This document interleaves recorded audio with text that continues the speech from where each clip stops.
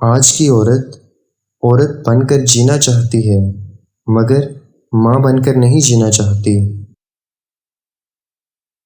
شدید دکھ ہوتا ہے جب ہم کسی پر اندھا یقین کریں اور وہ ثابت کر دے کہ ہم واقعہ ہی اندھے ہیں۔ عورت کی عزت کرنا فیمنزم نہیں بلکہ حکم اور سنت رسول ہے۔ مرد ہو یا عورت، اس کی انا اپنے پسندیدہ انسان کے آگے ہار جاتی ہے۔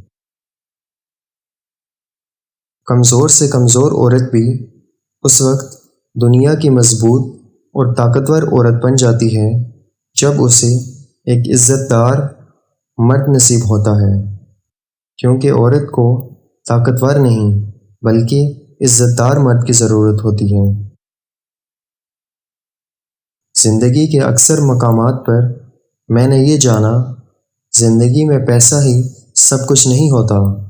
پیار اور احساس کرنے والا ساتھی بھی ہو تو عورت غریبی میں بھی ملکہ جیسی زندگی گزار دیتی ہے۔